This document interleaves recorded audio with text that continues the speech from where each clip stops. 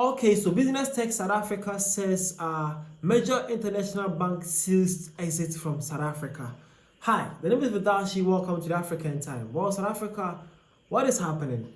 Something fishy or serious is happening in South Africa, and I want you guys to see what is happening. Okay, are you ready? Let's dive inside the whole story and see what is happening. So, shared by the Business Tech South Africa, they says First Rand has confirmed it has received the necessary regulatory approval to take over the clients from HSBC South Africa, setting 31 October 2025 as the date to finalize the exit.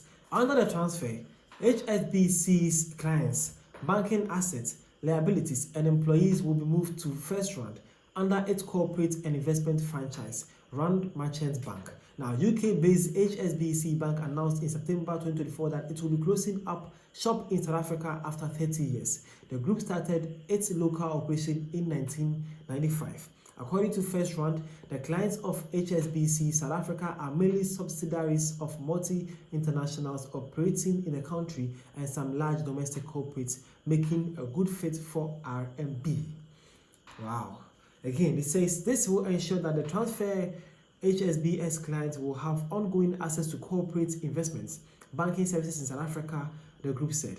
HSBC's multinational clients headquartered outside of South Africa will continue to have connectivity through HSBC's global digital channels for account visibility and payment initiation for their South Africa accounts once they have transferred to RMB.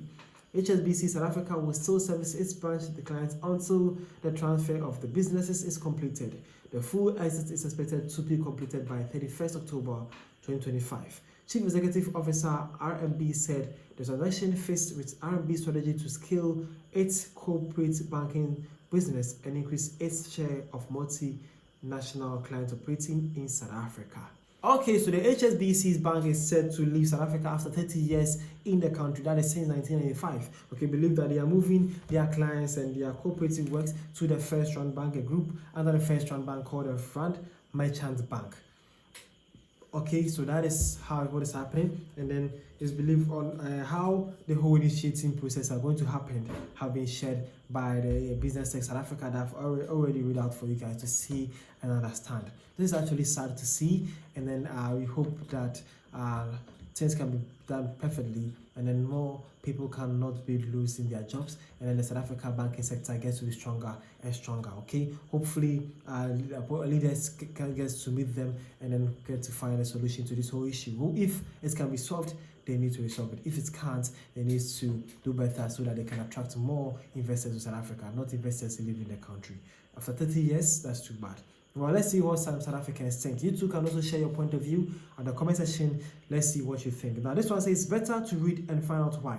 Not everything is because of ANC. Yes, you can blame ANC. It is important, but some things are not ANC. It's living the US too. Competition is high. Its market is not open, just like some of those refugees feeling the heat of competition. That's a South African. And he is saying that lots of people at the comment section were blaming the ANC government, and they are saying that, well, we can actually blame the ANC, but not with this one. The company itself is also closing their head office, or they are also moving out from the USA too.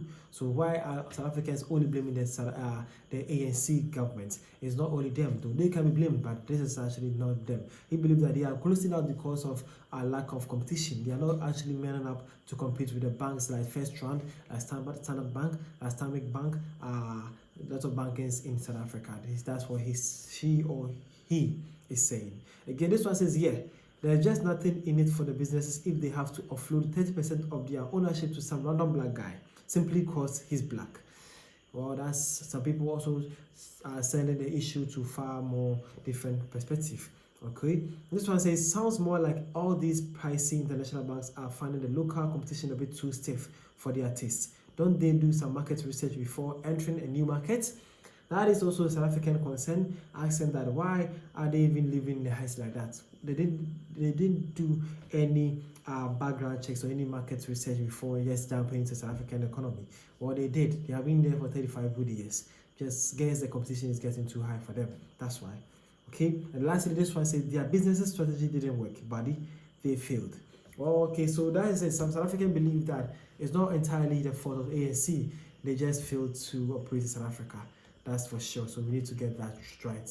That one straight and that one right. That is from real South African people. You too can share your point of view in the comment section. Let's see what you think about this and how far you can see or see this issue to be. The name is Vidashi, this African time. Thank you for your time. Let's discuss Africa more when we get to meet again. See you guys around.